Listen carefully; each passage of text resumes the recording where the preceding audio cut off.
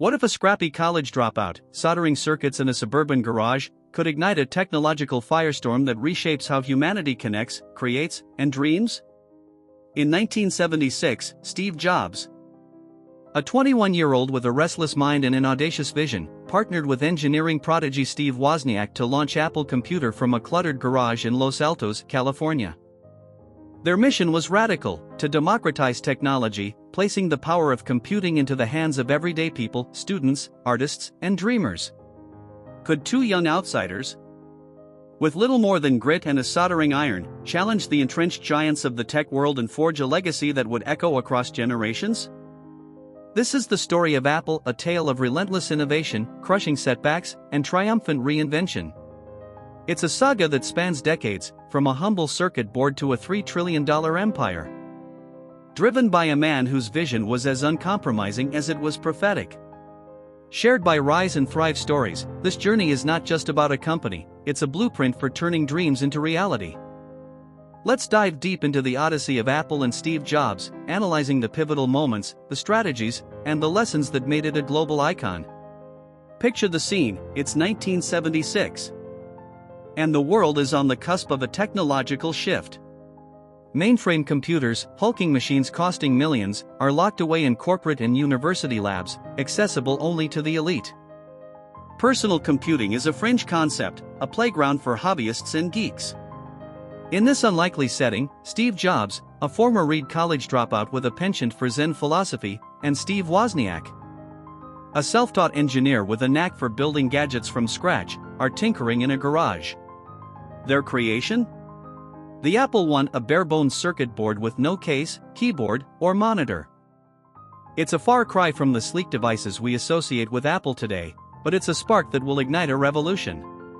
Wozniak, the technical genius, designed the Apple I to impress his peers at the Homebrew Computer Club, a gathering of Bay Area tech enthusiasts.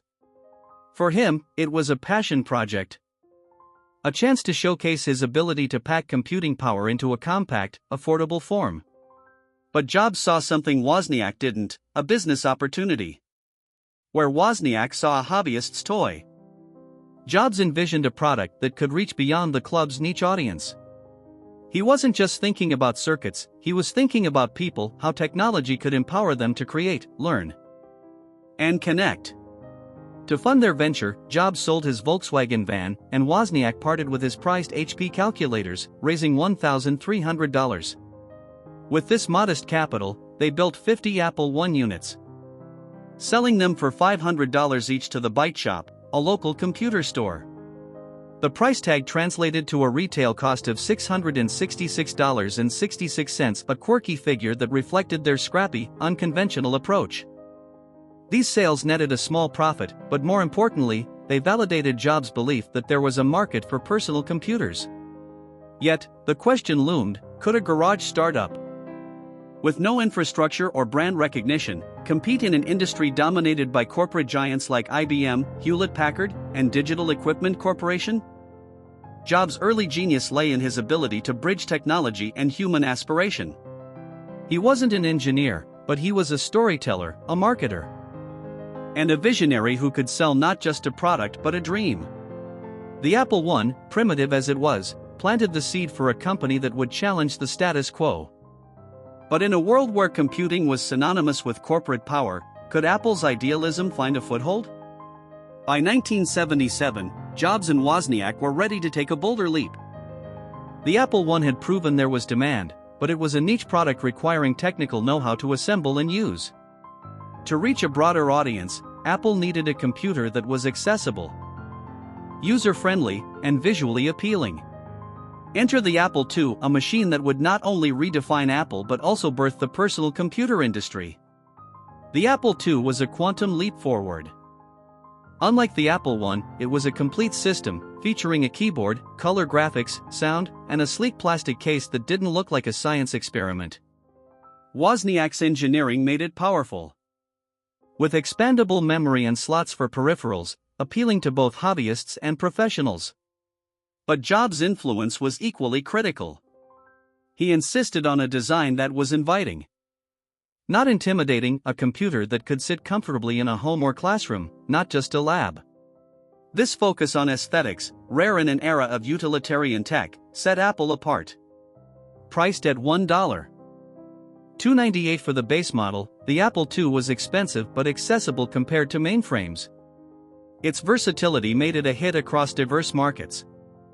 Businesses used it for accounting with software like VisiCalc, the first spreadsheet program, which became a killer app driving sales.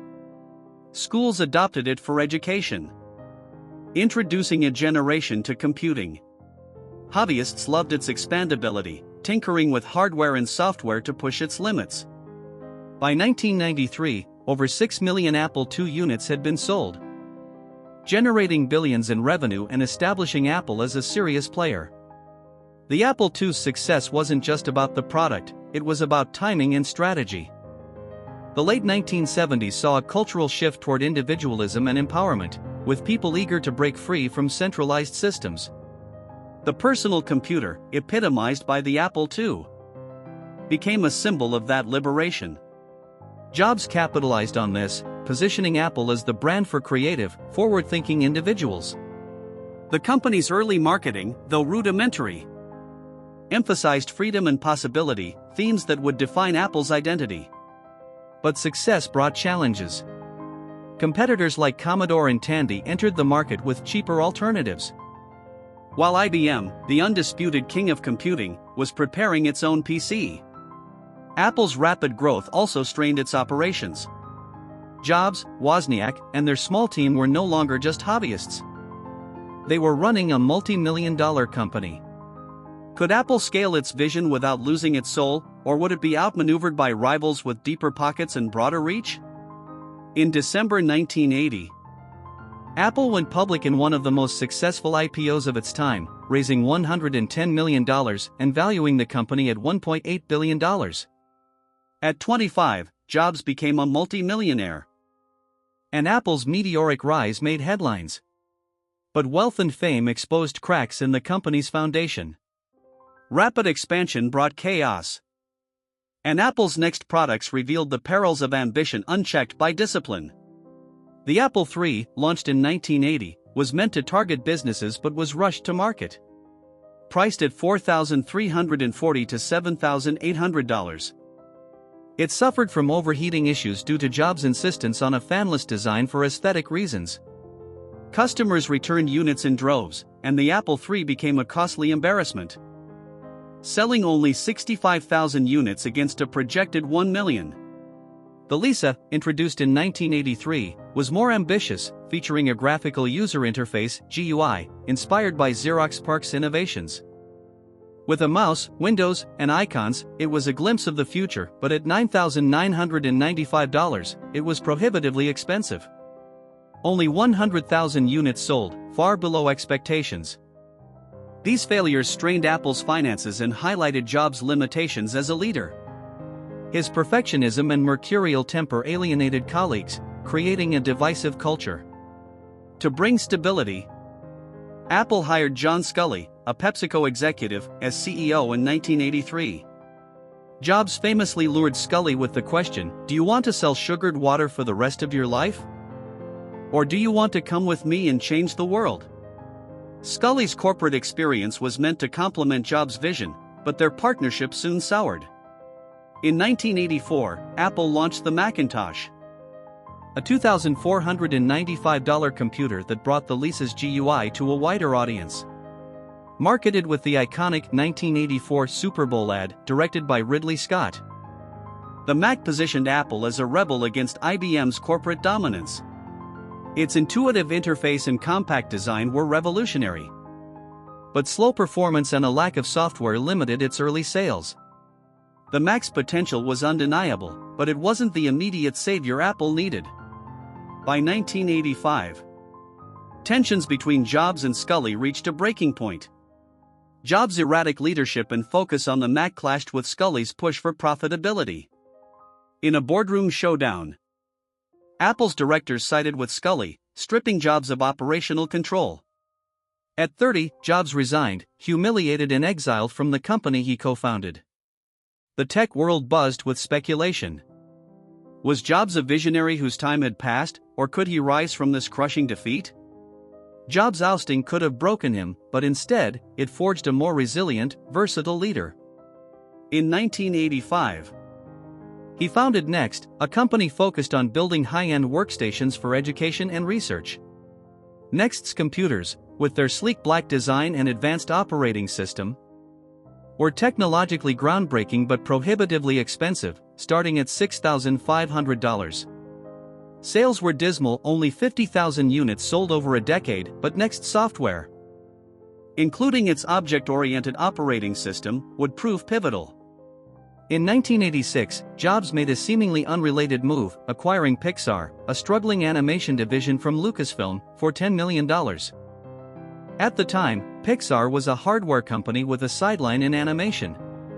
Jobs' investment kept it afloat, allowing its team, led by John Lasseter, to focus on storytelling.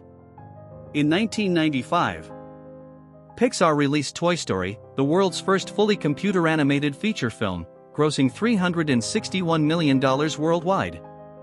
Pixar's string of hits A Bug's Life, Toy Story 2, and later Finding Nemo made it a cultural powerhouse, proving Jobs' ability to transform industries beyond tech. These years were a crucible for Jobs. Next taught him patience and the value of software over hardware, while Pixar honed his instincts for storytelling and creative collaboration. Personally, he matured, starting a family and reflecting on his leadership style. But as he built new ventures, Apple was floundering. By 1996, the company was losing $1 billion annually, its market share had plummeted, and a revolving door of CEOs failed to revive it. Could Jobs, once cast out, return to save the company he loved? In 1996, Apple, desperate for a lifeline, acquired Next for $429 million. Primarily for its operating system, which would become the foundation for Mac OS. As part of the deal, Jobs returned as an advisor, soon becoming interim CEO. The Apple he found was a shadow of its former self, bloated with 15 product lines, low morale, and a dwindling cash reserve. Microsoft's Windows dominated 90% of the PC market, and Apple's 3% share seemed insurmountable. Jobs moved decisively. He slashed 70% of Apple's products, focusing on 4 key areas: consumer and professional desktops and laptops. He ended in profitable ventures, like the Newton PDA, and secured a $150 million investment from Microsoft, a controversial but pragmatic move that ensured Apple's survival. Jobs also brought his next team, including engineers like Avi Tevanian, whose expertise modernized Apple's software. In 1998, Apple launched the iMac, a $1.299 all-in-one computer with a translucent, colorful design that screamed personality. Marketed with the Think Different campaign, featuring icons like Einstein and Gandhi, the iMac positioned Apple as the brand for creative rebels. It sold 800,000 units in its first year, pulling Apple back from the brink. The iMac wasn't just a product, it was a cultural statement, proving Jobs' knack for blending technology with emotion. But Jobs' vision extended beyond computers. In 2001, Apple unveiled the iPod, a $399 device that held 1,000 songs in your pocket. Its sleek design, intuitive click wheel, and integration with iTunes, a digital music store launched in 2003, made it a game-changer. By 2008, Apple had sold 150 million iPods, disrupting the music industry and making Apple a lifestyle brand. The iPod's success wasn't just about hardware, it was about an ecosystem: hardware, software, and content working seamlessly. How did Jobs anticipate a market no one else saw? In January 2007, Jobs took the stage at Macworld in San Francisco and introduced the iPhone, calling it a widescreen iPod, a phone, and an internet communicator. Priced at $499, it was a bold gamble in a market dominated by Nokia, BlackBerry, and Motorola. Critics scoffed at its lack of a physical keyboard and high price. But Jobs' vision of a touchscreen device with an intuitive interface, a web browser, and an app store, launched in 2008, proved revolutionary. The iPhone redefined smartphones. By 2010, Apple had sold 90 million units, surpassing Nokia and BlackBerry. The App Store spawned a new economy, with developers creating millions of apps, from games to productivity tools. The iPhone didn't just disrupt telecom, it reshaped social media, photography, and work, becoming a cultural artifact. Its success drove Apple's market value to $600 billion by 2012, making it the world's most valuable company. In 2010, Jobs unveiled the iPad, a $499 tablet that bridged phones and laptops. Skeptics called it an oversized iPhone. But its simplicity and versatility reading, browsing, gaming made it a hit. By 2015, Apple had sold 250 million iPads, creating the tablet market. These triumphs came as Jobs battled pancreatic cancer, diagnosed in 2003. Despite surgeries and treatments, he remained Apple's driving force, his intensity undimmed. How did he maintain such focus amid personal and professional trials? Jobs passed away on October 5, 2011, at 56, leaving a void but also a blueprint for Apple's future. Tim Cook, his successor, expanded Apple into a $3 trillion empire by 2025. The iPhone remains its cornerstone, with over 2 billion units sold, but Apple has diversified into wearables, Apple Watch, AirPods, services, Apple Music, iCloud, Apple TV Plus, and emerging fields like augmented reality and AI. With 526 retail stores in 25 countries, Apple's brand is synonymous with innovation and aspiration. What fueled Apple's ascent? First, simplicity. Jobs stripped away complexity, creating products that felt intuitive yet powerful. The iPhone's single button and the Mac's clean interface exemplify this philosophy.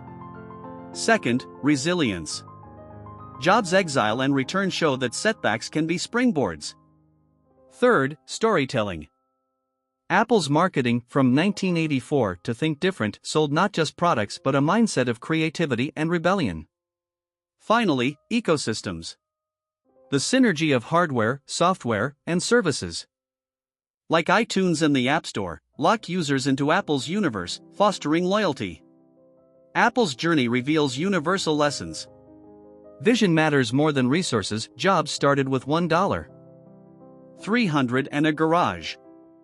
Failure is a teacher. Next's flops informed Apple's revival. An emotional connection trumps specs. Apple's products inspire because they feel personal. These principles apply beyond tech, to any dream worth chasing.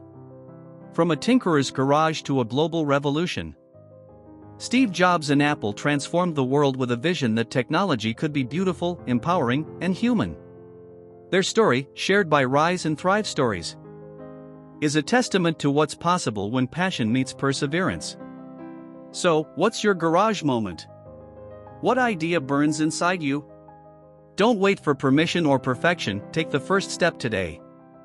Build, create, and rise, because if Jobs could turn a circuit board into a $3 trillion legacy, you can turn your dream into a reality that changes the world.